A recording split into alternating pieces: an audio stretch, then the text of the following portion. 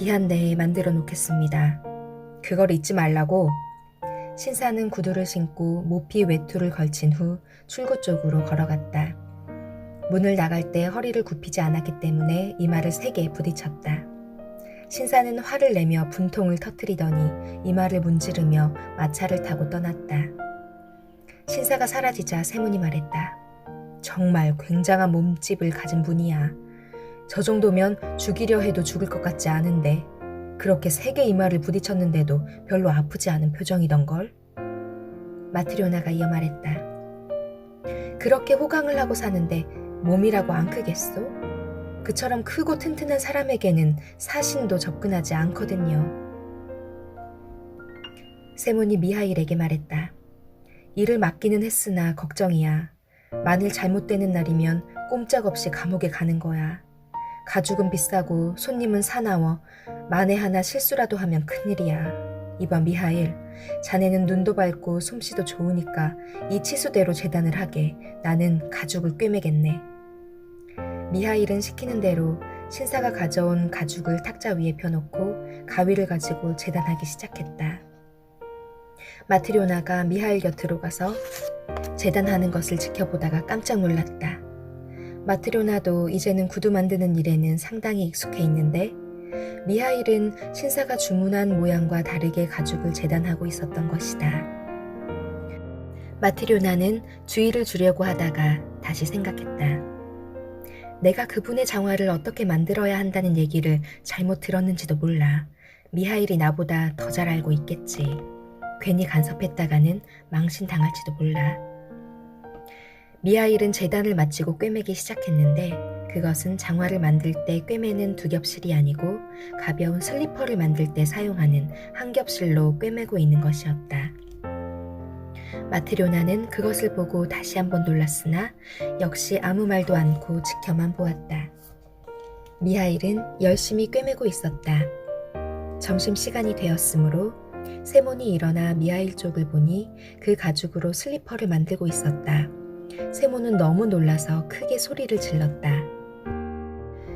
이게 웬일이란 말인가? 미하일은 우리 집에 1년을 같이 있으면서 한 번도 실수한 적이 없는데 하필이면 이제 와서 이런 엄청난 실수를 하다니. 손님은 굽이 있는 장화를 주문했는데 이 사람은 슬리퍼 따위를 만들어버렸으니 가죽마저 못 쓰게 됐잖아. 그 손님에게 어떻게 변명을 할까? 이 비싼 가죽은 구할 수도 없는데 야단 났는걸. 그래서 미하일에게 물어보았다. 이보게 미하일, 대체 어찌 된 건가? 나를 죽일 작정인가? 장화를 주문했는데 자네는 대체 무엇을 만들어 놓았는가? 세몬이 너무 기가 막혀 미하일에게 꾸중을 하고 있는데 바깥쪽 문의 소리가 나더니 누군가가 문을 두드렸다. 두 사람이 창문으로 내다보니 누가 말을 타고 와서 문 앞에 서 있었다. 문께로 나가보니 조금 전에 그 신사와 함께 왔던 젊은 하인이었다. 안녕하시오. 예, 어서 오십시오. 무슨 일로? 실은 조금 전에 주문했던 장화 때문에 마님의 심부름을 왔지요. 장화에 관한 일이라고? 장화인지 구두인지 이제는 그것이 필요 없게 되었어요. 나으리가 갑자기 돌아가셨어요. 뭐라고? 이곳을 나와 댁으로 돌아가시는 중에 마차에서 돌아가셨습니다. 마차가 집에 도착하여 내려드리려고 가보니 나으리 몸이 굳어있지 않겠습니까? 마차에서 가까스로 끌어내렸지요. 그래서 마님은 나를 되돌려 보내면서 방금 나으리가 주문하셨던 장화는 이제 필요 없으니 그 가죽으로 죽은 사람에게 신기는 슬리퍼를 만들어 오라고 말씀하셨습니다. 그래서 이렇게 왔습니다. 미하일은 탁자 위에 남은 가죽을 챙기고 다된 슬리퍼를 툭툭 털어 앞치마로 잘 닦아 하인에게 건네주었다. 하인은 슬리퍼를 받고 돌아갔다. 안녕히 계십시오. 미하일이 세몬의 집에 온 지 6년이 되었다. 그래도 여전히 처음이나 다름없이 어디를 가는 일도 없고 쓸데없는 말 한마디도 없었다. 그동안에 그가 웃었던 일은 단 2번 있었는데 처음은 마트리오나가 저녁 식사를 대접해 주었을 때 서로 얼굴을 마주치는 순간이었고 또 한 번은 장화를 주문하러 왔던 신사를 보았을 때다. 세몬은 자기 직공에게 만족하며 대견해하고 있었다. 그는 이제 미하일이 어디서 왔느냐고 묻지도 않았고 혹시 미하일이 나가버리지는 않을까 걱정하고 있었다. 어느 날 온 식구가 집안에 모여 있었고 마트료나는 냄비를 화덕에 올려놓고 아이들은 의자를 넘어다니며 창밖을 내다보기도 했다. 세모는 창가에서 열심히 구두를 꿰매고 미하일은 다른 창가에서 구두 뒤꿈치를 만들고 있었다. 그때 사내 아이가 의자를 넘어 미하일에게 와서 어깨를 흔들면서 창밖을 가리키며 말했다. 미하일 아저씨, 저것 좀 보세요. 어떤 아주머니가 여자아이 둘을 데리고 우리 집으로 오는 것 같아요. 한 아이는 절름발이야. 사내 아이가 말하자 미하일은 갑자기 하던 일을 멈추고 창밖으로 돌아앉아 유심히 바라보았다. 세몬도 미하일의 태도에 놀랐다. 여태까지 밖을 내다보거나 한눈을 파는 일이 거의 없었는데 오늘따라 창에 얼굴을 바짝 붙이고 무엇을 정신없이 바라보고 있었다. 세몬도 이상해서 하던 일을 멈추고 창밖을 내다보니 정숙한 옷차림을 한 여자가 모피 외투를 입고 두꺼운 목도리를 한 두 여자아이의 손을 잡고서 자기 집을 향해 오고 있었다. 두 여자아이는 얼굴이 너무나 닮아 구별할 수가 없었다. 그러나 한 아이는 다리를 조금 절룩거렸다. 부인은 층계를 올라와 문을 열고 두 여자아이를 먼저 들여보내고 자기도 따라 방으로 들어왔다. 안녕하세요. 어서 오십시오. 무슨 일로 오셨죠? 여인은 탁자 옆에 앉았다. 두 여자아이는 그녀의 무릎에 매달리며 낯설어하는 눈치였다. 이 아이에게 봄에 신길 구두를 맞추려고 합니다. 아, 그래요? 우리는 그렇게 작은 구두를 만들어 본 적이 없으나 할 수는 있지요. 가장자리에 무늬를 넣은 것도 있고 안에 천을 댄 것도 있는데 어떤 걸로 할까요? 이 미하일이란 사람은 아주 솜씨가 훌륭하답니다. 그렇게 말하며 세모는 미하일을 돌아보니 미하일은 일을 멈추고 두 여자아이의 얼굴을 바라보고 있었다. 세모는 이러한 미하일의 태도에 또 한 번 깜짝 놀랐다. 사실 두 아이들은 너무나 예쁜 얼굴들이었다. 눈은 새까맣고 두 뺨은 포동포동하고 불구스레하며 모피 외투를 입었으며 비싼 목도리를 하고 있었다. 세모는 미하일이 무슨 까닭으로 저렇게 이 아이들에게 열중하여 바라보고 있는지 도저히 이해할 수가 없었다. 마치 오랫동안 헤어졌던 친구를 만난 것처럼 말이다. 세모는 이상하게 생각하면서도 돌아서서 부인과 상담을 하고 있었다. 곧 값을 정하고 아이들의 발에 치수를 재려고 하였다. 부인은 다리가 불편한 아이를 무릎에 올려놓으면서 말했다. 미안하지만 이 아이의 발로 두 사람의 치수를 재셔야 해요. 불편한 발을 먼저 재서 한 짝을 만들고 이쪽의 발의 치수를 똑같이 세 짝을 만들면 돼요. 둘은 쌍둥이이기 때문에 발 치수가 같거든요. 세모는 치수를 잰 다음 한쪽 다리가 불편한 아이를 가리키며 말했다. 어쩌다가 이렇게 되었습니까? 아주 귀여운 아이인데 태어날 때부터 이랬던가요? 아닙니다. 어머니가 잘못해서 그만. 이때 마트료나가 끼어들었다. 이 부인과 두 아이에 대해 알고 싶었던 것이다. 그럼 부인은 이 아이들의 친어머니가 아니신가요? 나는 친어머니도 아무것도 아니에요. 아무런 관계도 없지만 내가 맡아서 기르고 있어요. 그런데도 이렇게 귀여워하시는군요. 예, 친자식은 아니지만 키우다 보면 정이 들지요. 나는 두 아이에게 젖을 먹여 키웠어요. 내 아이도 있었으나 하나님께서 데려가셨지요. 죽은 내 아이는 별로 불쌍하지 않았는데 이 아이들은 정말 가여워서 견딜 수가 없었어요. 그러면 이 아이들은 네 집 자식들입니까? 이 부인은 다음과 같은 이야기를 들려주었다. 6년 전의 일인데 이 두 아이는 태어난 지 일주일도 못 되어 고아가 돼버렸습니다. 아버지는 태어나기 사흘 전에 죽고 어머니는 아이들을 낳은 후 죽었어요. 나와 남편은 이웃에서 농사를 짓고 살았는데 이 아이들의 부모와는 서로 가족처럼 지냈어요. 이 애들 아버지는 숲속에 들어가 혼자서 일을 했는데 하루는 큰 나무가 넘어지면서 허리를 때려 정신을 잃었어요. 간신히 집에까지 옮겨왔으나 곧 저 세상 사람이 되었지요.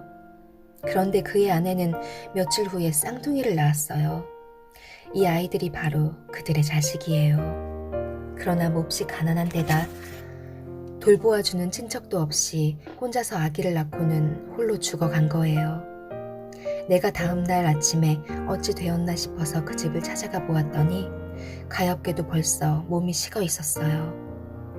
그리고 숨이 넘어가는 순간 고통에 몸부림치다가 한 아이를 덮쳐서 한쪽 다리를 못쓰게 만들었어요. 마을 사람들이 모여들어 시체를 목욕시키고 옷을 입히고 관을 만들어 장례를 치렀지요. 모두들 친절한 사람들이에요.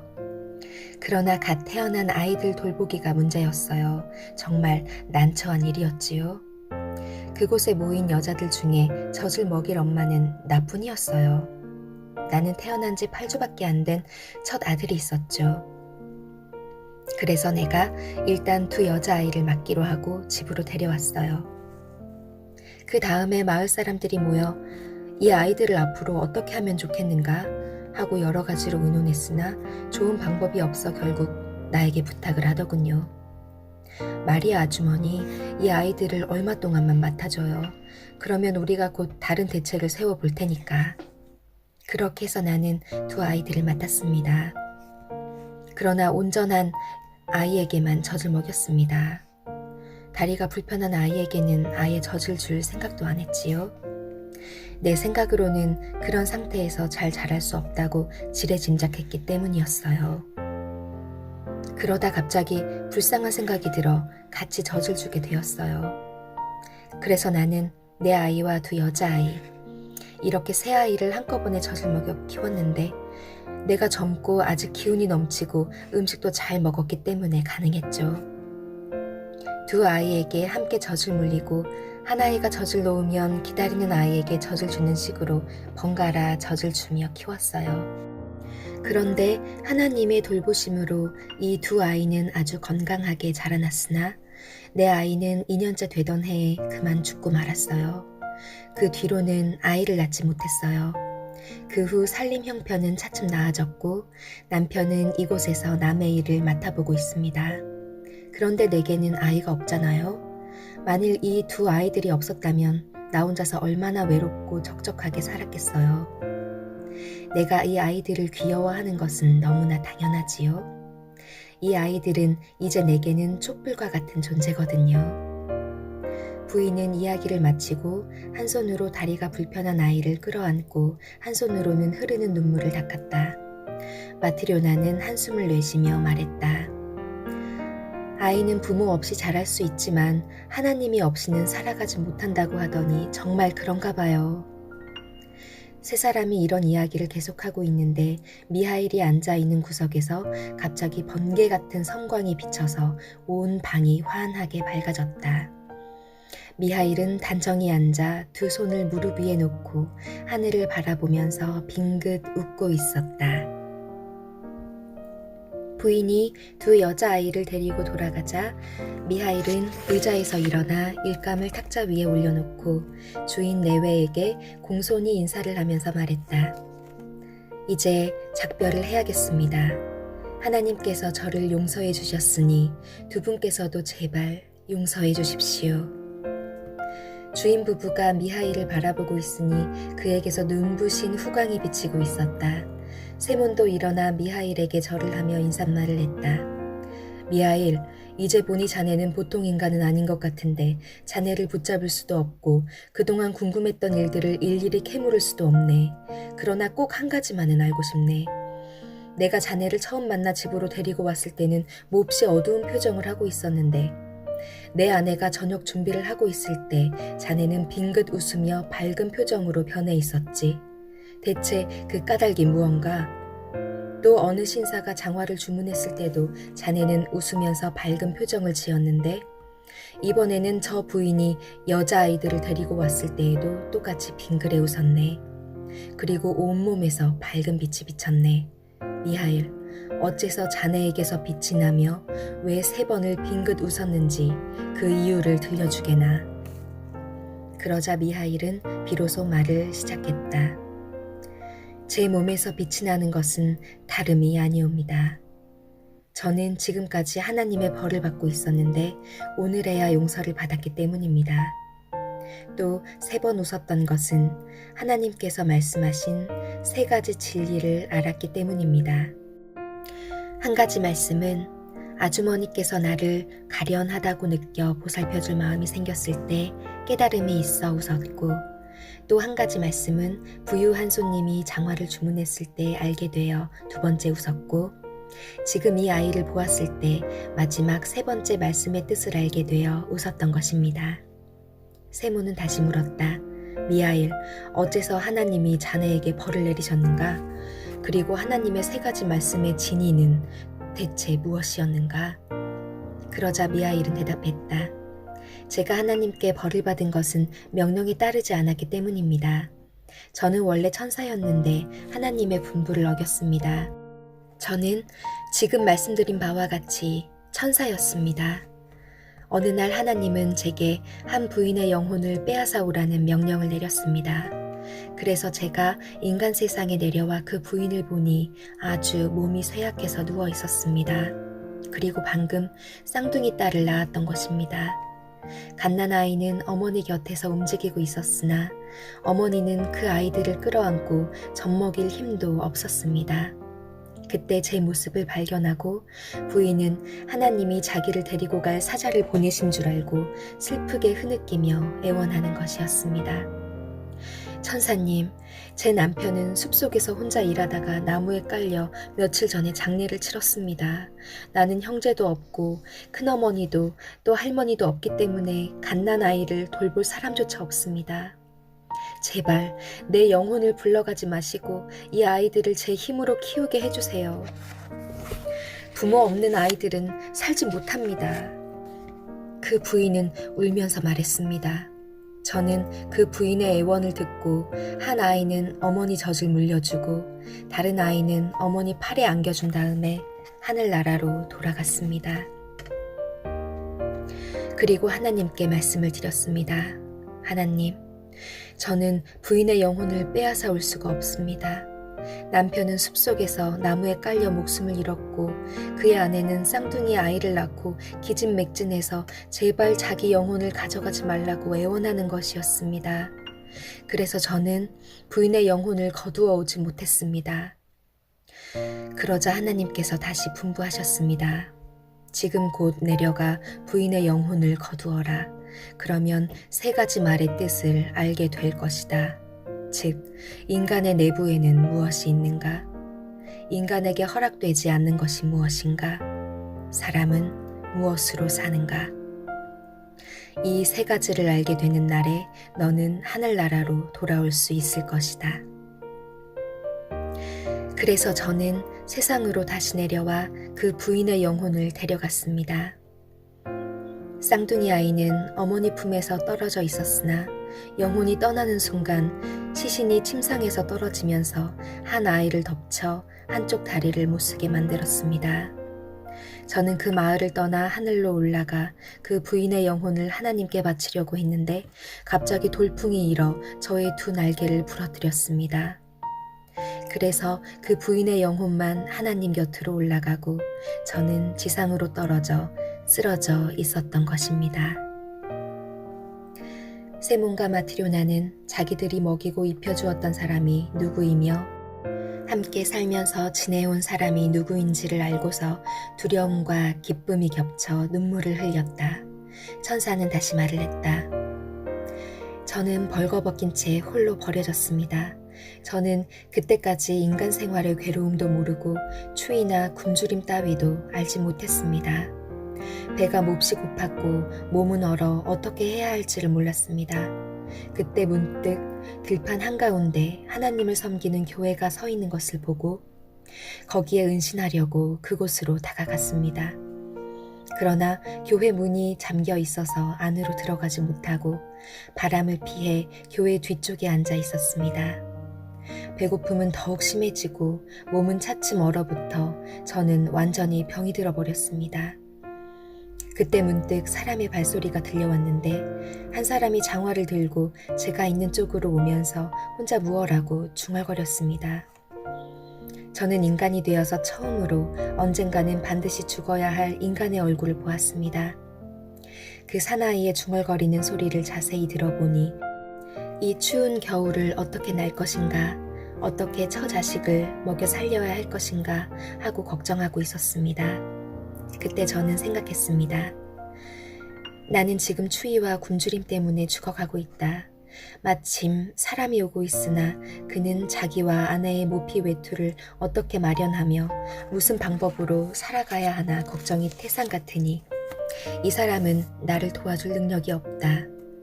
그 사람은 저를 발견했으나 이마를 찡그리고 아까보다 더욱 무서운 모습이 되어 그대로 지나갔습니다. 저는 조그마한 희망마저도 사라져버렸습니다. 그런데 갑자기 사나이가 발걸음을 멈추고 뒤돌아서서 제게로 오는 소리가 들렸습니다.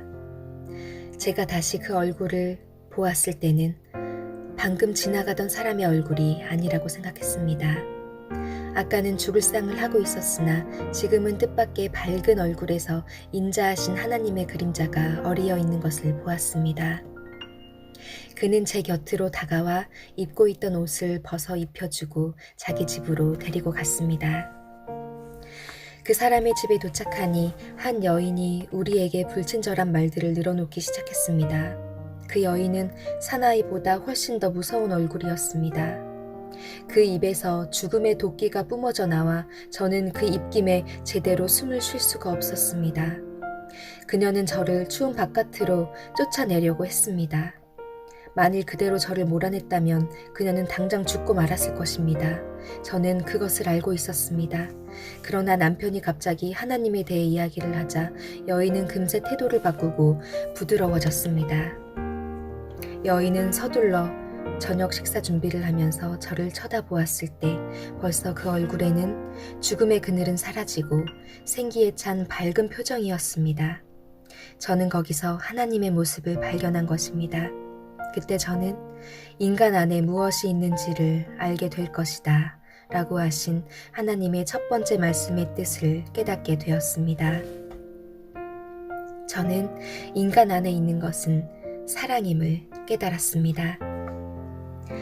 하나님께서 나에게 약속하신 일을 이런 방법으로 계시하시는구나 하고 생각하니 더할 나위 없이 기뻤던 것입니다. 그러나 아직 하나님의 말씀 전부를 알 수는 없었습니다. 인간에게 허락되지 않는 것이 무엇인가, 사람은 무엇으로 사는가 라는 말씀을 모르고 있었습니다. 천사는 다시 말을 계속했다. 여러분과 함께 지내게 된 지 어느새 1년이 지났습니다. 그러던 어느 날 한 사람이 가게에 나타나 1년을 신어도 상하거나 일그러지지 않는 장화를 주문했습니다. 제가 문득 그 사람을 바라보았더니 뜻밖에도 그 사람의 등 뒤에 제 동료인 죽음의 천사가 서 있는 걸 알아챘습니다. 아무도 그 천사를 볼 수 없었으나 저는 그 천사를 알고 있었습니다. 그의 영혼은 해가 지기 전에 떠날 것을 알았으므로 저는 생각했습니다. 이 사나이는 1년을 신어도 일그러지지 않는 신을 주문하지만 자기가 오늘 안으로 죽는다는 것을 알지 못하는구나. 그래서 저는 인간에게 허락되지 않는 것이 무엇인가 라는 하나님의 두 번째 말씀의 뜻을 알게 되었습니다. 그것은 자기 육체에 무엇이 필요한가를 아는 지식입니다. 그래서 저는 두 번째로 빙긋 웃었습니다. 동료 천사를 만난 일도 기뻤던 것입니다. 그러나 아직 한 가지를 알지 못했습니다. 사람은 무엇으로 사는가를 깨닫지 못한 것입니다. 그래서 저는 계속 여러분의 신세를 지면서 하나님께서 마지막 말씀의 의미를 깨닫게 해주시기를 기다리고 있었습니다. 그런데 8년째 되던 오늘 쌍둥이 여자아이를 키우는 여인이 가게를 찾아와 그 아이들을 보는 순간 어머니가 죽은 후에도 두 쌍둥이가 무사히 살아가고 있다는 것을 비로소 알았습니다. 저는 생각했습니다. 그 어머니가 갓난 아이들을 생각해서 살려달라고 애원했을 때 나는 그 말을 믿고 아이들은 부모 없이는 살아가지 못한다고 생각했으나 다른 여자가 엄연히 쌍둥이를 잘 키우고 있지 않느냐. 그리고 그 부인이 아이들의 성장에 보람을 느껴 감동하는 눈물을 보았을 때 거기서 살아계신 하나님을 발견했으며 사람은 무엇으로 사는가 라는 말씀도 깨닫게 되었습니다. 하나님께서 마지막 깨달음을 주시어 저를 용서하셨다는 기쁨에 세 번째로 빙긋 웃은 것입니다. 그러자 천사의 모습이 드러나면서 전신이 빛으로 둘러싸였으므로 눈을 뜨고 똑바로 볼 수가 없었다. 천사는 커다란 음성으로 말하기 시작했다. 그것은 그가 말하는 것이 아니라 하늘에서 울려오는 소리 같았다. 나는 이와 같은 일을 깨달았다. 모든 인간은 자기만을 생각하고 걱정한다고 살 수 있는 것이 아니라 사람에 의해 살아가는 것이다. 아이들을 낳고 죽어가던 어머니에게는 자기 아이들의 생명을 위해 무엇이 필요한지를 아는 것이 허락되지 않았다. 또 부자 손님은 자기에게 무엇이 필요한지를 알지 못했다. 사실 어떤 사람에게도 자기에게 필요한 것이 산 사람이 신을 장화인지 죽은 자에게 신기는 슬리퍼인지를 아는 것이 허락되지 않았다.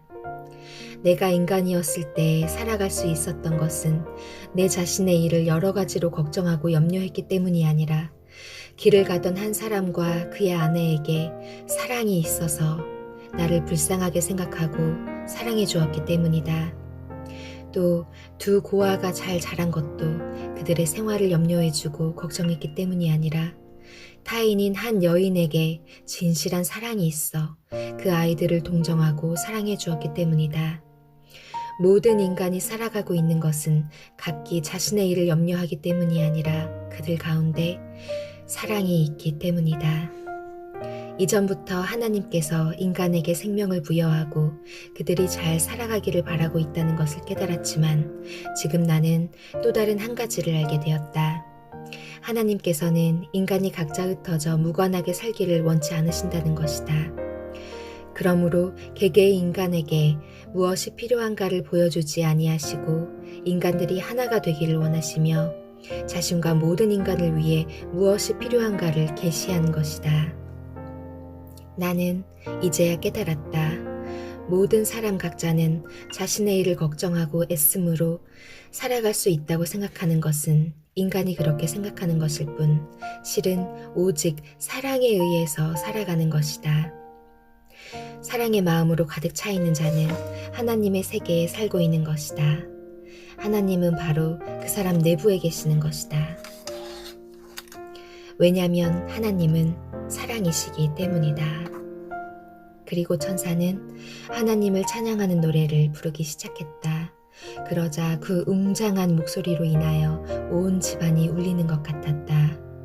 그리고 천장이 갈라지고 땅에서 하늘까지 한 줄기 불기둥이 솟았다. 세몬과 그의 아내, 아이들 모두는 바닥에 엎드렸다.